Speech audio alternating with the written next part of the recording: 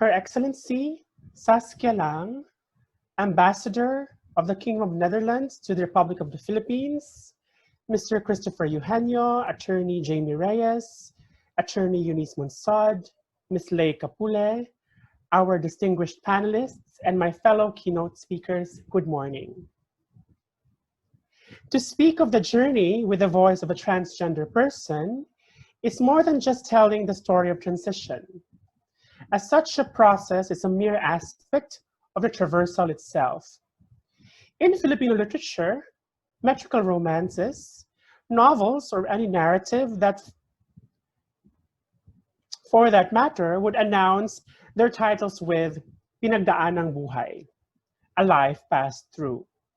In Bicol, my mother tongue, we call this the Agi-Agi. Agi means to pass. In Hiligaynon and Kinaraya, the Agi is that figure who traverses the diversity of gender. The point then is traversal itself, the refusal to stay in one place. In other words, in spite of being born upon the land, a destiny that is open to the indigene or katutubo is to become migrant or dayo. One may refuse to be rooted until death. We cross over, however, not just to another possibility of ourselves, nor to a gender other than ourselves, but to one that affirms our truth. To cross borders or walk through boundaries is definitely an act of defiance, particularly against those who seek out to demarcate the world from the optics of all manner of apartheid. The truth of gender is a space where we find ourselves among others who are like us.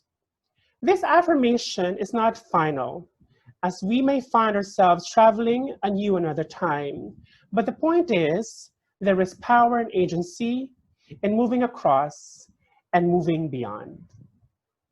Our task for this morning is to lay out the genealogy of the transgender Filipino in order to situate ourselves in the contentious present and dream of how to claim a place in futurity.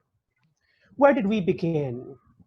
We began with non-binarity and with an estimation of womanhood at the forefront of building community. What was woman's primary responsibility? The babae was not expected to just bear children and raise them. The babae was to become babaylan, high priestess, who had access to the heavens with the gift of the divine feminine.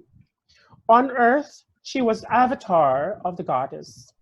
And because this sense of femininity was non-binary, that is, not grounded on a dichotomous sense of sex by birth, babaylan status was accorded to assigned male at birth, but feminine presenting persons who lived and loved like the other women. They were called asog or bayog, and they were respected as such, women without contention or question.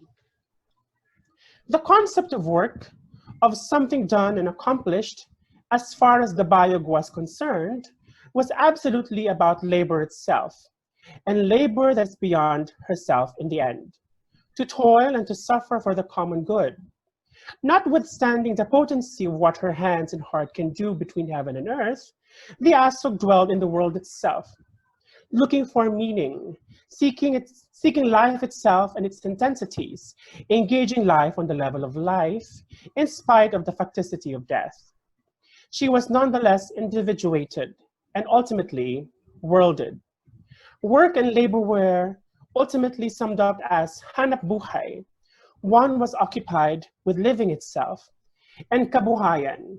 One did things and toiled them over with a concrete sense of livelihood. Later on, she would frame her survival and sense of wherewithal through diskarte and kayod, with creativity and industry earning her the respect she deserves. These she insisted on doing in spite of colonial and imperial systems of rule which pushed her to the margins, where she would pursue divine labor, albeit secretly in the dark, with her followers. One begins with this genealogy of gender, kasarian, as a diversifying system of allocating functions in society, not to romanticize a contemporary trans person and reduce them to an indefatigable essence. Let's face it, the genre that transgender Filipinos find themselves in every day is not romance. But to begin decolonizing ourselves as gendered and sex bodies, beginning with a romance that has never included us in the first place. Nowadays, it is almost outrageous for anyone to listen to ideas and concepts on the bakla or binabayi as pathways to the pagkababayi of someone, or the tomboy or tibo as constituting a framework of pagkalalaki. What trans does is to historicize the crossing and recuperate those who are lost along the way, including our allies and accomplices. This is where we've begun, and what we must remember in order to proceed with commiseration for what has been destroyed and in anticipation of what things can be done within our current armature of sufferance. Thank you.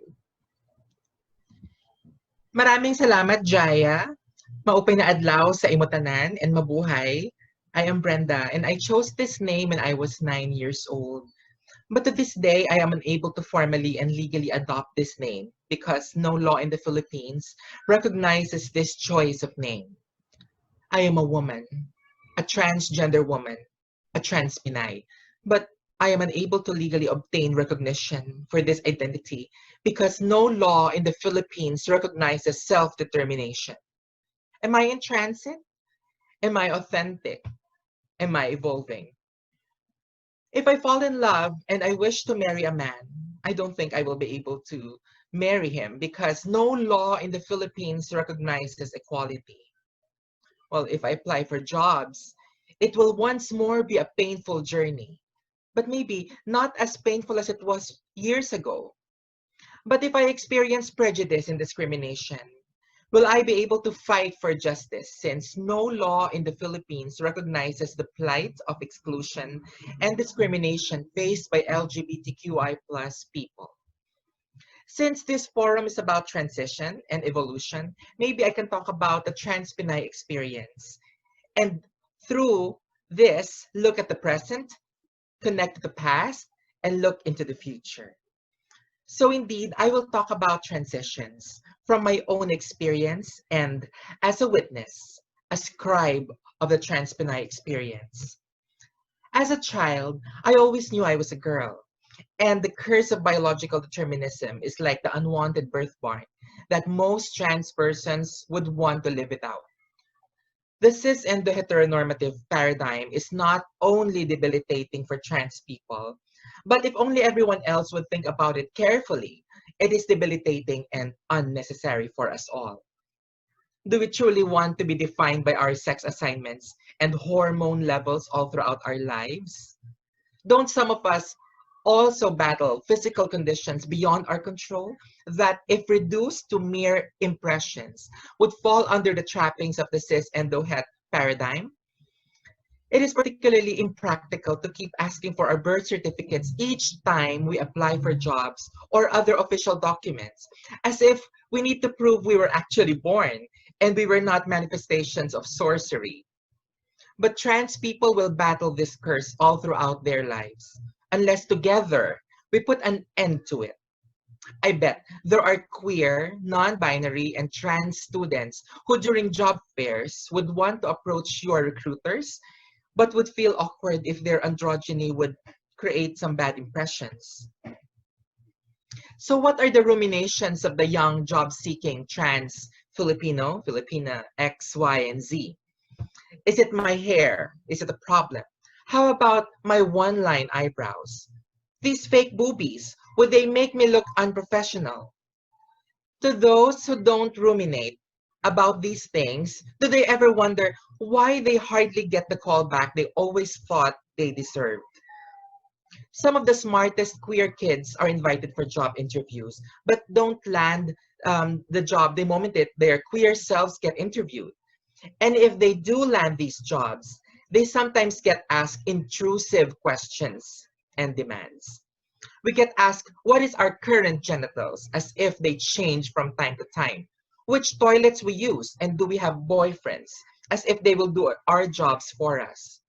For those lucky few who landed jobs, they felt that they got stuck with their job ranks and that professional growth is bleak. In the Philippines, being trans sometimes translates to being less desirable for challenging career paths.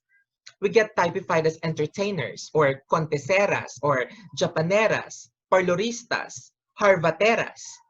But wait, those are all jobs, careers, and paths that some of us actually choose to be in. Although, yes, at times we were forced to fly out of the country because we hardly have options here, or that we were forced to do sex work because we failed to qualify for those professional jobs. But can we remind everyone that there is dignity and pride in being a Japanera, a contesera, parlorista, or harvatera? And as we lobby for protections and recognition for those jobs, we also want other industries and sectors to hire us for other kinds of jobs we are more than capable of. We will surely make great managers and recruiters and trainers. We look around, and although there are a few out trans professionals, they still seem to be in the mode of exception rather than norm.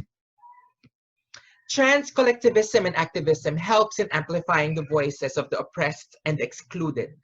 The works of STRAP, the Society of Transsexual Women of the Philippines, the longest existing trans organization locally, included the introduction of the word trans Pinay in our lexicon. We wrote to several companies questioning their toilet policies. Forging alliances with the wider community, we supported calls for local anti-discrimination ordinances and conducted Trans 101 trainings. But last year, Gretchen Diaz still fell victim to trans misogyny and discrimination, in spite of the Quezon City having its own anti-discrimination ordinance. She is a trans professional. Several trans Pinays were branded as ex-men and suspected of sex solicitation early this year during the early phases of the pandemic. And apart from some who may have lost their jobs due to COVID, many trans conteseras, parloristas, and harvateras had to suffer displacement. And the recent decision of the president to pardon Jennifer Laude's murderer triggered anxieties among us. Mind you, for some of us, the workplace is like a haven of protective space. When we transit between our homes to work, our plight is filled with violence and uncertainty. Trans misogyny is shrieking perpetually. We look forward that after a forum like this, with empowering voices and genuine allies like the PFIP and the Embassy of the Kingdom of the Netherlands, collectively, we would finally trigger the passing of the Socio Equality Bill and possibly a gender recognition law. And to answer my earlier reflective questions, yes, I am in transit. Yes, I am evolving. And yes, I am authentic. Maraming salamat. Salamat, Brenda. I wish to end this keynote by thanking my colleagues and friends, Jaya and Brenda, and the Embassy of the Netherlands in the Philippines and the PFIP for allowing us this space to speak on issues that I hold close to my heart. Thank you, Jaya, for your beautiful words that took us through a short tour of our gendered history, and Brenda for your strength and courage in dealing with our everyday difficulties. My task is now to bring this conversation into fruition by looking at ways of moving forward in our advocacy and in solidarity with the struggles of others. The metaphor of travel offers a fitting framework for today's discussion. It compels us to think of location, not only geographically, but as a culture, as a society. It forces us to look at trajectory. Where are we? Where do we want to go? But also, where have we been? Today's theme, the evolving experiences of the transgender Filipino, is broad and overarching, but it does give us the opportunity to recalibrate our gears and make sure that we are all on the right path, going in the same direction. Or perhaps it is meant to be multiple directions.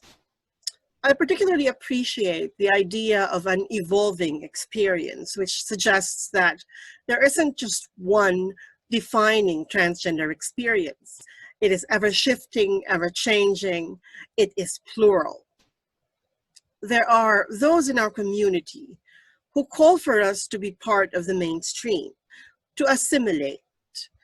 I certainly see how assimilationism allows many of us to live in peace, both untroubled by our queerness and also not causing trouble by means of our queerness. I understand how attractive it seems to be perceived as ordinary, to pass, as Jaya mentioned earlier.